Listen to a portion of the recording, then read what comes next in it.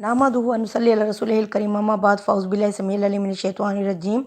मोअज़्ज़िज़ अज़ीज़ सामीन सामियात अस्सलामु अलैकुम वरहमतुल्लाहि वबरकातुहू। आज हम पढ़ेंगे सूरत तौबा की आयत नंबर 119। अल्लाह फरमा रहे हैं, या अय्युहल्लज़ीना आमनु तक़ुल्लाह, ऐ ईमान वाले लोगो अल्लाह का तक़वा इख्तियार करो, वकूनु मअस्सादिकीन, और हो जाओ सच्चों के साथ। यानी अल्लाह ताला फरमा रहे हैं कि जहाँ तक तुमसे हो सके तक़वा इख्तियार करो। अब क्या है, सूरह मुबारका के इख्तिताम पर अहले ईमान को वो हिदायत दी जा रही है कि अपने आप को मुनाफ़िक़त से किस तरह तुम बचा सकते हो। क्योंकि मुनाफ़िक़त क्या है, इसके दो रूप होते हैं मुनाफ़िक़त के, एक बैरूनी रूप और एक अंदरूनी रूप। इन मुनाफ़िकों ने क्या कर रखा था, बाहर से तो ये मुसलमान थे, अल्लाह के रसूल सल्लल्लाहु अलैहि वसल्लम के जमात में शामिल थे, नमाज भी पढ़ते थे, ज़कातें भी देते थे, जिहाद भी करते थे, लेकिन अंदर से ये बिल्कुल खोखले और मुनाफिक और काफिर थे। तो अल्लाह अब अहले ईमान को बता रहे हैं कि अल्लाह का तकवा इख्तियार करो। यानी अल्लाह फरमा रहे हैं तकवा क्या है, अम्मा मन खाफ़ मकाम रब्बिही व नहा नफ्स अनिल हवा फ़इन्नल जन्नता हियल मावा। हाँ, जो अपने रब के हजूर जवाबदेही से डर गया और जिसने अपने नफ्स को बुरी ख्वाहिशात से रोका, बेशक उसका ठिकाना जन्नत होगा। यानी इसकी मिसाल ऐसे है कि जिस तरह हज़रत यूसुफ़ अलैहिस्सलाम औरतों में से अपने आप को किस तरह निकाल के ले गए, इतना यानी अल्लाह का तकवा कि उन्होंने कैद में जाना पसंद किया, लेकिन अपने आप को इन औरतों के हवाले नहीं किया। अल्लाह फरमाते हैं जिन कामों का अल्लाह ने हुक्म दिया है उसको करो और जिन कामों से रोक दिया है उससे रुक जाओ, इसको कहते हैं तकवा। अब ये जो थे इन्होंने क्या किया होता, इस्लाम का लिबादा ओढ़ कर अपने आप को यानी बचाया हुआ था कि ताकि ये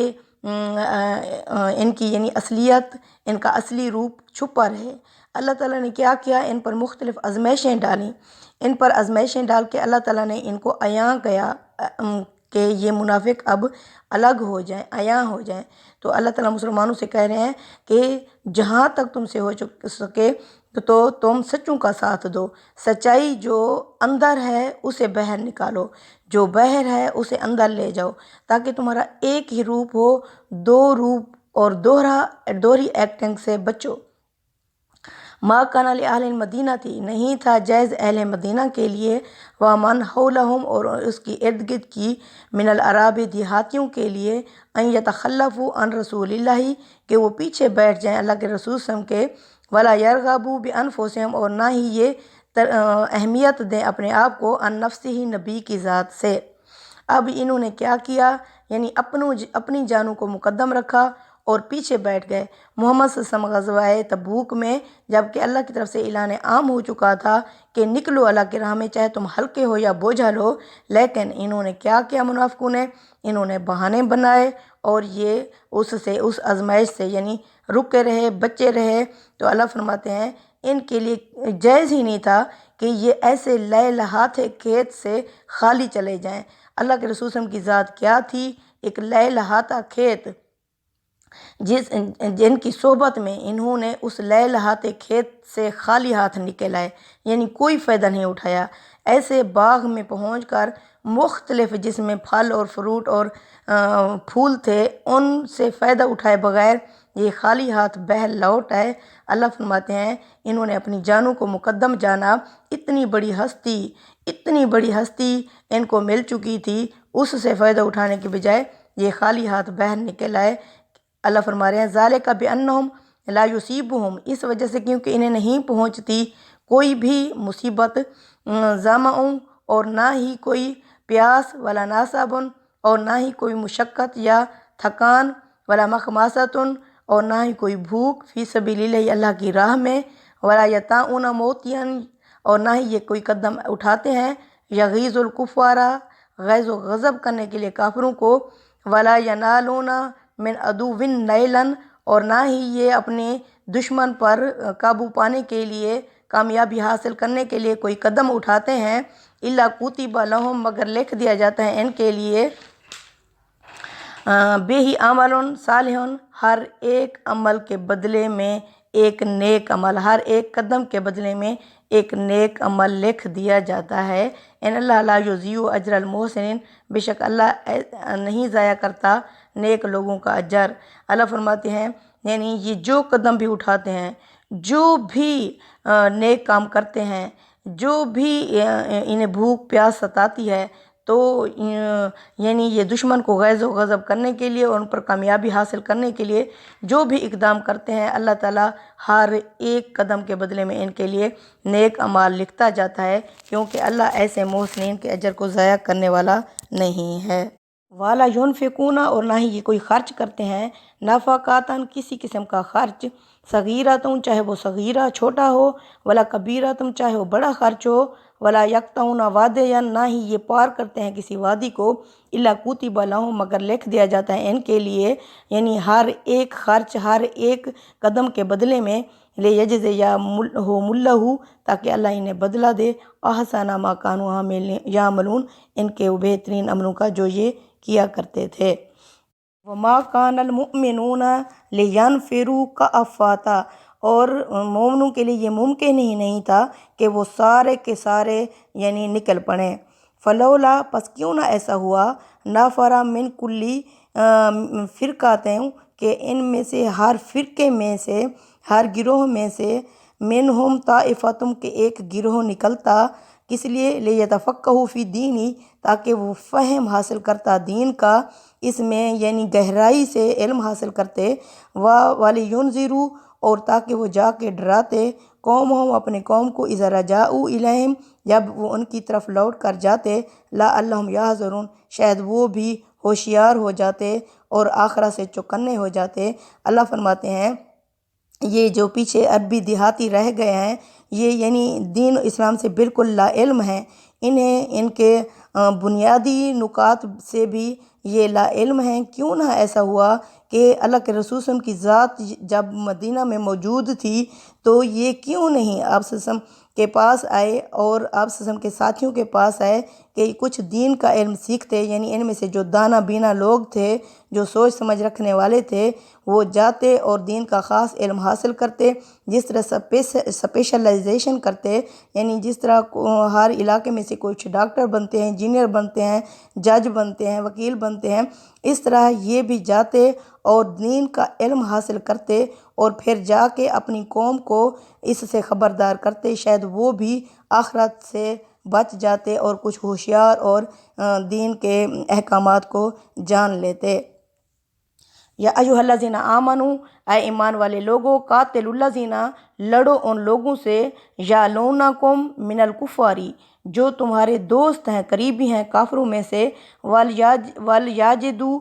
فیکم غلظہ، انہیں چاہیے کہ وہ تمہارے اندر سختی پائیں، وَاعْلَمُوا، جان لو، ان اللہ مع المتقین، بے شک اللہ پرہیزگاروں کے ساتھ ہے۔ اب اللہ فرما رہے ہیں کہ اے ایمان والے لوگوں، تم اللہ کے ٹولز بن جاؤ، ہتھیار بن جاؤ۔ کس طرح، یعنی اب یہ جو ہیں یعنی یہ اب اختتام کی طرف جا رہی ہے، یہ عذاب کی صورت ہے، اس میں بسم اللہ سے یہ صورت شروع نہیں کی گئی، اس میں امت محمدیہ کے جو کافر تھے سب سے پہلے ان پر عذاب آیا۔ اللہ کے رسول صلی اللہ علیہ وسلم نے 13 سالہ مکی زندگی اور 11 سالہ مدنی زندگی میں ان کو وقتاً فوقتاً ہر طرح سے آگاہ کر دیا، لیکن انہوں نے جب اللہ کے رسول صلی اللہ علیہ وسلم کو جان پر یعنی مارنے کے ارادے کیے، اللہ کے رسول صلی اللہ علیہ وسلم کو اللہ تعالیٰ نے ہجرت کا حکم دے دیا۔ اس کے بعد اللہ فرماتے رہے کہ باز آ جاؤ، لیکن یہ باز نہیں آئے۔ بدر ہوئی، احد ہوئی، احزاب ہوئی،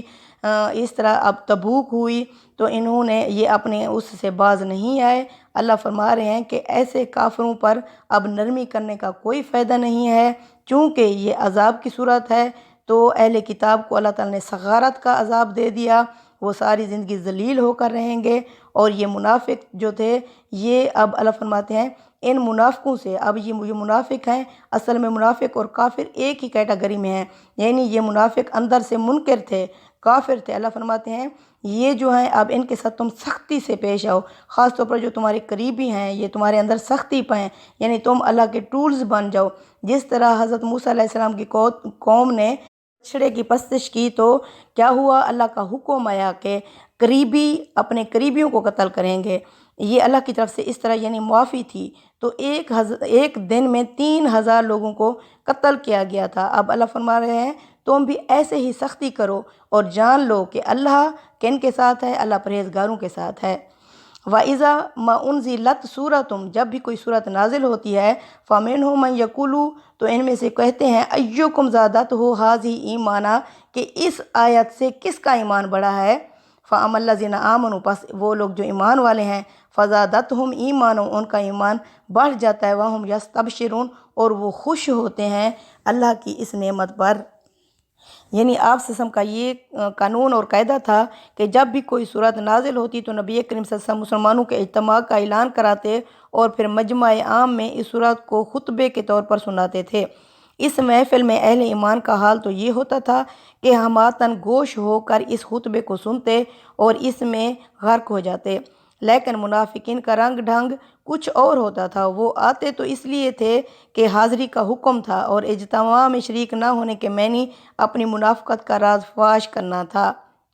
مگر اس خطبے سے ان کو کوئی دلچسپی نہ ہوتی تھی۔ نہایت بد دلی کے ساتھ اکتائے ہوئے بیٹھے رہتے اور اپنے آپ کو حاضرین میں شمار کرا لینے کے بعد انہیں بس یہ فکر لگی رہتی کہ کس طرح جلدی جلدی سے یہاں سے بھاگ نکلیں، اور ان کی اس حالت کی تصویر یہاں کھینچی گئی ہے کہ یہ کہتے ہیں کہ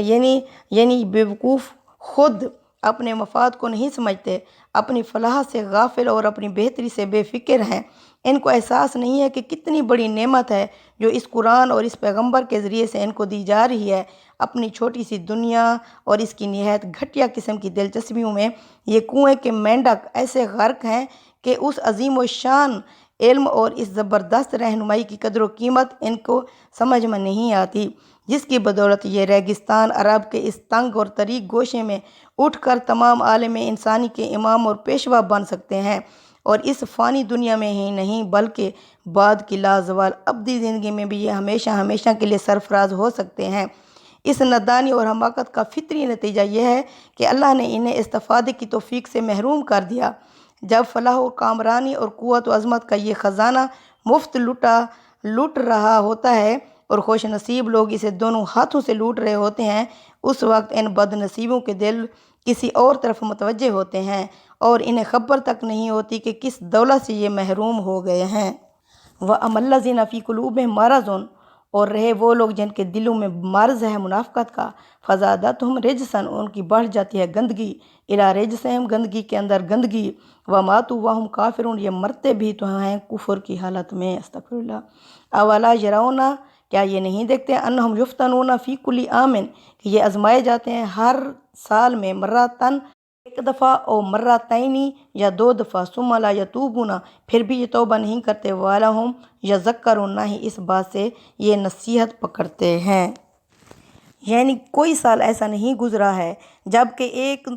یا 2 مرتبہ ایسے حالات پیش نہ آ جاتے ہوں جن میں ان کا دعویٰ ایمان آزمائش کی کسوٹیوں پر پرکھا نہ جاتا ہو اور اس کی کھوٹ کا راز فاش نہ ہو جاتا ہو۔ کبھی قرآن میں کوئی ایسا حکم آ جاتا ہے جس سے ان کی خواہشات نفس پر کوئی نئی پابندی عائد ہو جاتی ہے، کبھی دین کا کوئی ایسا مطالبہ سامنے آ جاتا ہے جس سے ان کے مفاد پر ضرب پڑتی ہے، کبھی کوئی اندرونی قضیہ ایسا رونما ہو جاتا ہے جس میں یہ امتحان مضمر ہوتا ہے کہ ان کو اپنے دنیاوی تعلقات اور اپنے شخصی خاندانی قبائلی دلچسپیوں کی بنسبت اللہ اور اس کا رسول اور اس کا دین کس قدر عزیز ہے۔ کبھی کوئی جنگ ایسی پیش آ جاتی ہے جس میں یہ آزمائش ہوتی ہے کہ یہ جس دین پر ایمان لانے کا دعویٰ کر رہے ہیں اس کی خاطر جان، مال، وقت، محنت کا کتنا اثار کرنے کے لیے تیار ہیں۔ ایسے تمام مواقع پر صرف یہ نہیں کہ منافقت کی وہ گندگی ان کے جھوٹے اقرار کے نیچے چھپی ہوئی ہے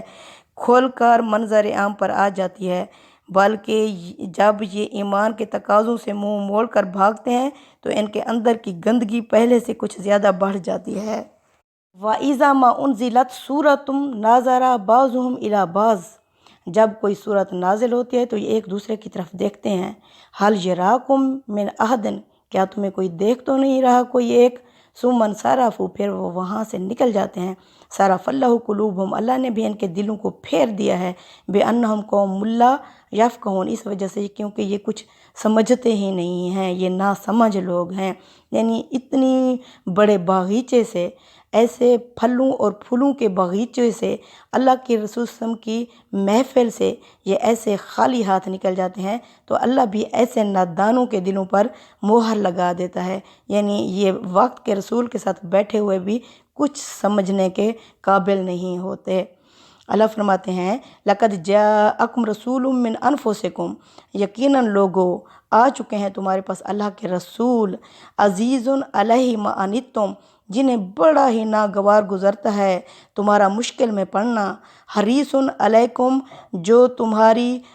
خیر خواہی کے لیے حریص ہیں، بالمؤمنین، مومنوں کی خیر خواہی کے حریص ہیں، رؤوف رحیم، اور مہربان اور شفیق ہیں۔